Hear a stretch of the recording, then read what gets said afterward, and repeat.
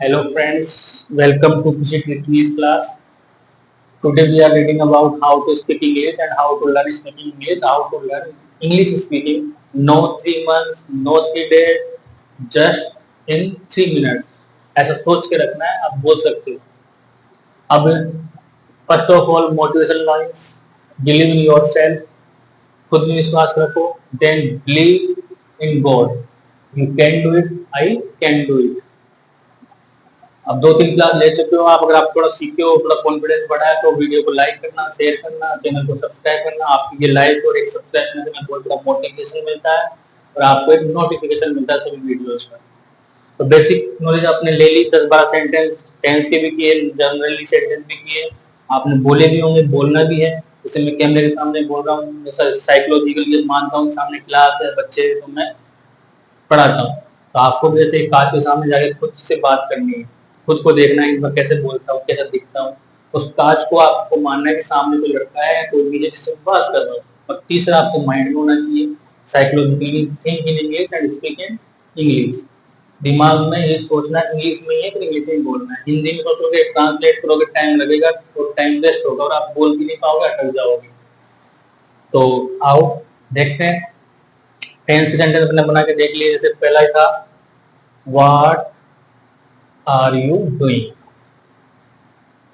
नाम वगैरह हो गया. अब आपसे कोई भी बात कर, क्या कर रहे हो भाई? अब I am just playing cricket, I am reading a book, I am sleeping and I am cooking, I am eating. बोल सकते हो आई एम प्लेइंग क्रिकेट, जैसे अपन ने कल पढ़ा था. या I am reading a newspaper. अब सेंटेंस को बढ़ाना कैसे? जैसे उसने पूछा what are you doing at this time, ये उसने कहा. तो आप भी क्या लिखोगे यहाँ पे? Eight this time, eight this time. अब ये हटा दो. आज क्या कर रहे हो भाई तुम? बोलते हैं कई बार. तो यहाँ पे लिख दो I am playing cricket today, आज मैं क्रिकेट खेल रहा हूँ. आई am reading A newspaper today. बस कुछ नहीं करना, जैसा पूछे वैसे जवाब देना है. और शॉर्ट में मैंने बताया था कि ये नहीं भी लगाओ तो भी चलेगा. व्हाट यू डूइंग, तो आई प्लेइंग क्रिकेट. समझाना है, बस बोलना है. तो ऐसा कठिन नहीं होगा, इजी होगा. बस आप take it easy, don't take it hard. अब है मॉडल्स, 13 होते हैं, क्योंकि ये और ये जो पोर्शन है ये इजीएस्ट है.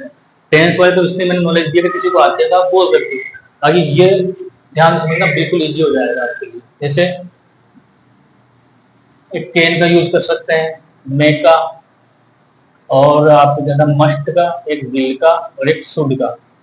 बाकी यूज टोटल कर सकते हो बोलने में. बाकी तो 13 होते हैं. ग्रामर में तो आप पढ़ते ही हो, 1 2 3 4 5 6 मॉडल लेंगे आप, 5 या 6. ठीक है, लोड नहीं लेना है. पढ़ते हो आप, खूब समझते होगी. आई कैन हेल्प यू बोलते हैं. कैन का मतलब सपना, तो आप बोलते हो आई कैन हेल्प यू. या फिर कैन आई हेल्प, ये क्वेश्चन किया और ये आपका आंसर. अगर कैन आई हेल्प यू बोलोगे तो. अगर आपने बोलो कैन यू हेल्प मी, क्या तुम मेरी मदद कर सकते हो? Yes I can help you. Helping verb से जब भी स्टार्ट हो जाए, वो मॉडल्स का हो जाए, टेंस का, तो उसमें आपको यस या नो आंसर नहीं मिलेगा तो भी चलेगा, और पूरा दोगे तो भी चलेगा. जैसे डू यू लव मी. इस सेंटेंस को सुनते हैं आपके आत्मा, दिलो दिमाग सब कुछ हो गए होंगे, पर इसी से सीखना भी है.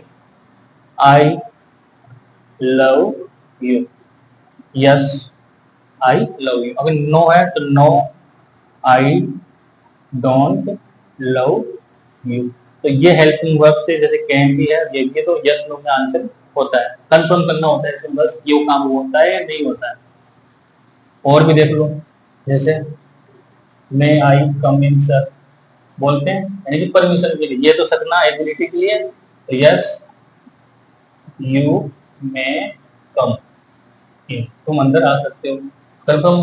नो होगा तो क्या बोलेंगे? No you may not come in, संभावना के लिए, परमिशन के लिए.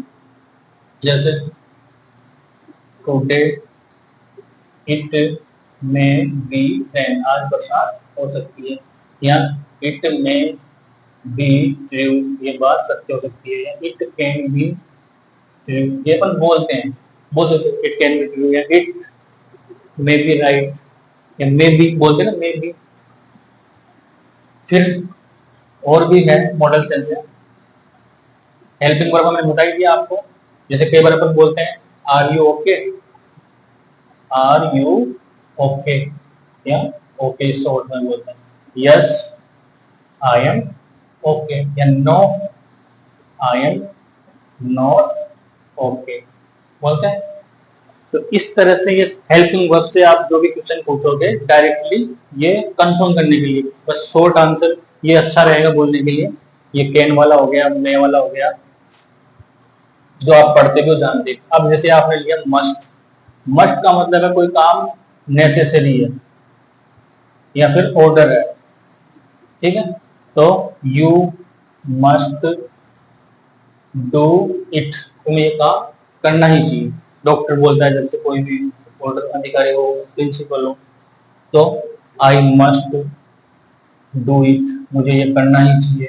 या सीता मस्ट डू इट, यानी ये तो मस्ट है। अब जैसे शुड है, शुड का मतलब होता है चाहिए, इसका होता है अवश्य चाहिए, मतलब ये जरूरी है, ये जरूरी नहीं है, आपकी एडवाइस है केवल, ये तो एडवाइस के लिए होता है, यानी कि सजेशन के लिए। और ये नेसेसरी भी, ऑर्डर भी है। जैसे बोलते नहीं है अपन, you should respect elders, teachers या पेरेंट्स, तुम्हें अपने माता पिता का सम्मान करना चाहिए, टीचर्स का या बड़ों का। तो you should respect, you should go there, तुम्हें वहां जाना चाहिए, यू शुड प्ले क्रिकेट, तुम्हें क्रिकेट खेलना चाहिए। अब बच गया आपका विल, जो सबसे मोस्ट है। मैंने कहा था कि टेंस में ये हेल्प करेगा आपको, टेंस में ना करके मॉडल में पढ़ो। तो सेल को भूल जाओ, बस विल याद रखें, सेल का यूज मॉडल यूज में नहीं होता। आई विल गो देयर, मैं वहां जाऊंगा। आई विल प्ले, मैं खेलूंगा cricket. I will read this, मैं इसको पढ़ूंगा। बस आई विल और आगे वर्ब लगा तो आई will, I will. I will भी बोल सकते हो, अगर कोई आपसे पूछे आप ये काम करोगे, yes I will, I will. अगर वर्ब भी लगा दो, I will go, I will play, I will read, I will read, I will cook, I will sleep, I will go there, I will teach you, कुछ भी ऐसे sentence बनाते जाओगे तो आपका काम होता जाएगा। यूज टू है, जैसे आई यूज टू, यानी कि है पास्ट हैबिट। मान लो पास्ट हैबिट हो, कोई आप बचपन में खेलते थे, तो यूज टू याद रखना है, आगे लगा दो, बस आगे वर्ब लगा दो, I use to play cricket in my childhood, मैं अपने बचपन में क्रिकेट खेला करता था। I use to